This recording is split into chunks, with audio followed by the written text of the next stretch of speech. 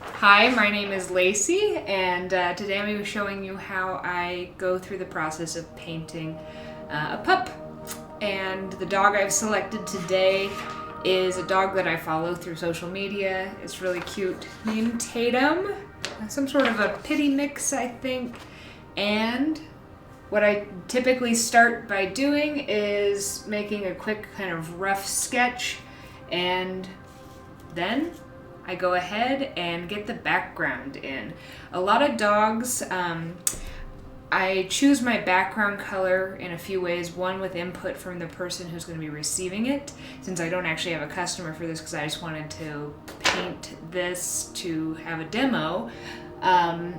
I can do whatever color I want, but I typically like to do kind of steel blues in the background. They seem to work really well with different colors of dogs, especially this kind of orange colored dog. That's a great color for a background. So that's what I'm going to be doing today, is a kind of bluish background. All right, let's get the background in. I typically paint this in a gradient, so it's darker towards the bottom and lighter at the top, so that I can have my highlights coming from the top on the pup.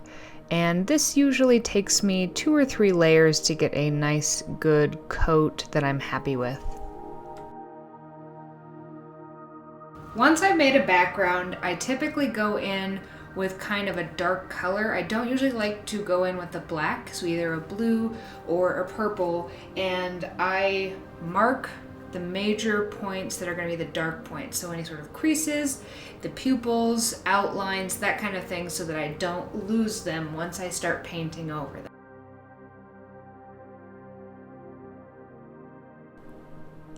So this is important here to not only follow the sketch that I did, but to kind of reference the general shapes in case I misinterpreted some of the sketch. And for this one, I chose this dark kind of phthalo blue color as an undertone because I thought it would match nicely with the kind of orangish color, orangish red that I will be putting over it. And I do use later a bit of a purple, but I just want to get kind of where the darkest colors are going to be within this painting set up, so that as I do my other layers, they will help to kind of give the depth of color.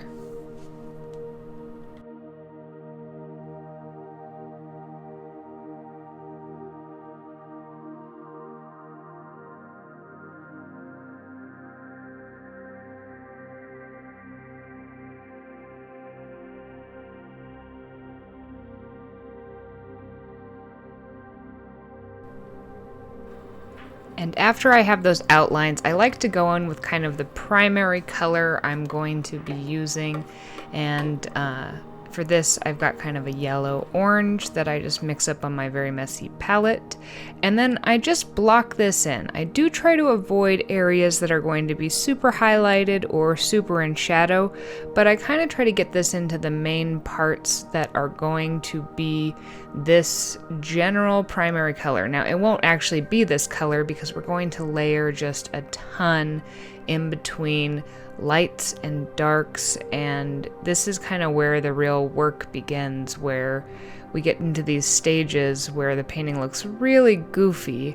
And I always go through a bit of a stage, probably, in a few more layers, where I think there's no way this is going to ever turn out.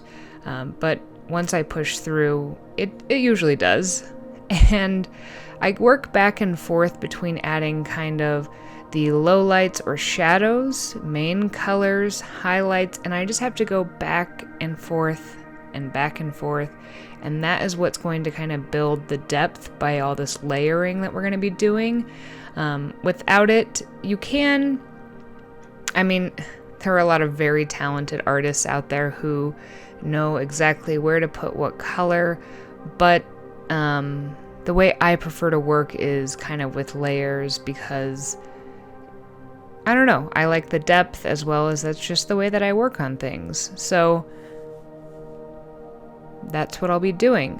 Now, This demo video is obviously sped up. It's sped up in some parts by 300%, in some parts by 400%, so that you could see the majority of this process kind of unfold within less than, 20 minutes. So I've got this down to about 15 minutes so you can see what I go through when I'm kind of painting these.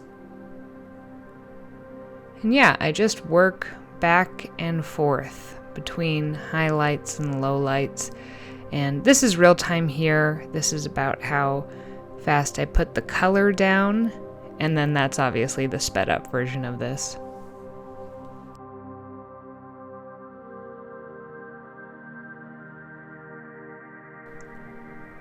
So while I work back and forth, I thought I could tell you a little bit about the general process if you want a custom pet portrait painted, and the way that I go about doing that. And that is that first, you'll have to select the size. So mine are, I work within kind of smaller sizes. They're not super small, but they start at 8x8s, and I think they go up to 12x12s. They start at $125 and they go up to $175. And you can find all that on my Etsy site. I am offering free shipping. But once you decide on the size that you want, what I need you to do is send me just a ton of pictures of your pup. Now, I can technically also do cat paintings. I've done a few. I just don't know as many cats. So, I do prefer painting dogs just because I understand their faces a little bit more, but I also do like the expressiveness of cats. Anyways, what you do is I ask you just to send me a ton of photos, as many high quality photos as you possibly can, and also just show me a little bit about your pet. Each dog has kind of one feature that seems to be defining, whether it's how they hold their ears in kind of a quirky manner, or some dogs it's all about the little eyebrows and their expressions. My dog personally is a mutt who has two big black ears, but one is up and one is down, and it depends on how she's holding them. You can tell how tired she is or engaged. We like to call them Dobby ears, like from Harry Potter. When she's really tired, she can barely hold them up, and it's really cute. So anyways, I study your dog for those defining characters because I want to find a picture that will base this off of that is going to, one, translate really well to the canvas, and two, will kind of actually showcase the dog in their element. So this exercise helps me get to know your dog as well as helps us select. We'll go back and forth and we'll move forward when you're happy with the picture that we have selected, and then the painting process actually does start. So the way I like to do this is I do include in my prices one revision, but I share the entire not the entire process, but I share stages along the way on Instagram, and I usually will show some progress photos through email if you're not already following me on Instagram, if you've purchased one of these, so that if any point you kind of see that it's taking a direction you're not liking, then we can move forward on that. Now, sometimes I'll say, well, wait for a little bit because the paintings look really goofy in the middle and they come together better at the end. But either way, that's kind of so that you can see the process behind, see your pup come to life on the canvas, and also just in case you want to change anything. Maybe you're not liking the background color. Maybe you want the eyes highlighted more or something like that. So that's the general process. It depends on what I have on my docket, and also just how much fun I'm having. Sometimes I get into a creative spurt where I can't stop painting on a dog. For example, I sat down with this one and I really hadn't painted in about a week, so I had a lot of creative energy built up, and I painted this guy in one evening. But I generally say to give me about a week to finish the painting so that I can focus on it and make sure that it's the quality that we both think is what does your pup justice, and then I ship it off.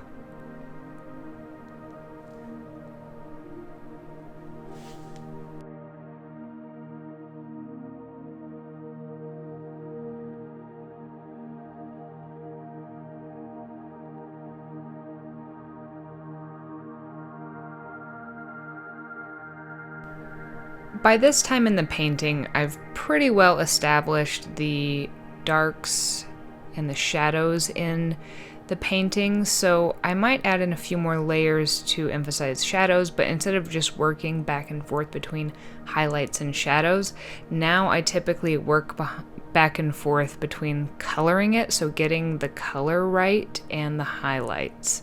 And that's where we'll go back and forth on this for until I think that the coloring is at least representative. It might not be an exact match, but something that I think pops on the canvas and represents the dog's general coloring well.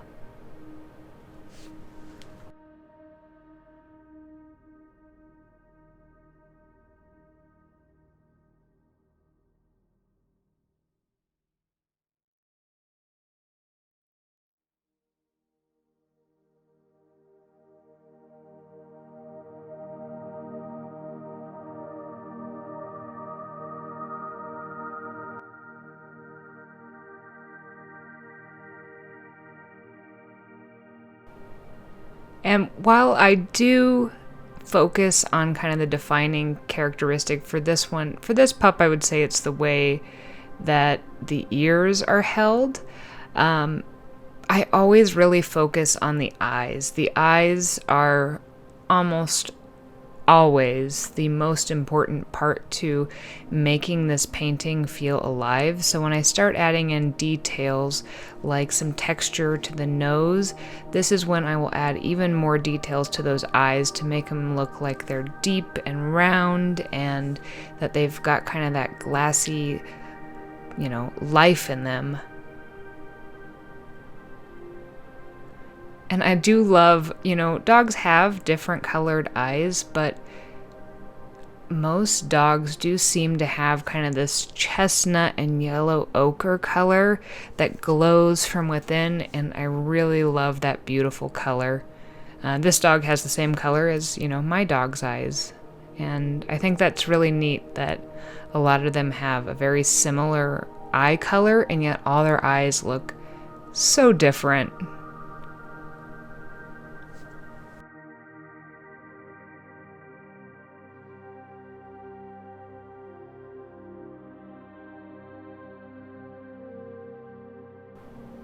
I really enjoy painting dogs for a lot of reasons. The first is that I haven't really ever met a dog I didn't just absolutely love.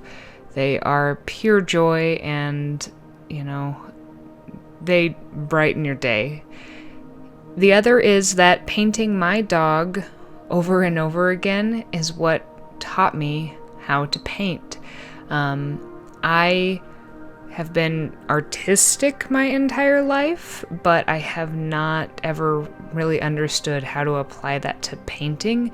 I used to focus more on drawing and things like that, and when I decided I wanted to learn to paint and work with color, I used my dog, Moogie, as a muse, and I painted her over and over and over again. And she presented some extra challenges because she is an all-black dog, and so it's hard to balance some of the highlights and things and getting depth with one color, especially a dark color. But it's how I learned, and so now I have just a ton of paintings of her watercolor as well as different acrylic paintings. I've got her more abstracted. Every time I'm kind of trying a new style, I get to paint her, and I love that because I love her. And here's one of the kind of final stages of this is when I start to add in these details of the whiskers, and it's really important to kind of get the wispy aspect of this. So they've got these whiskers on the side of their faces too, and that's how I do a painting. I'd love to paint your pup.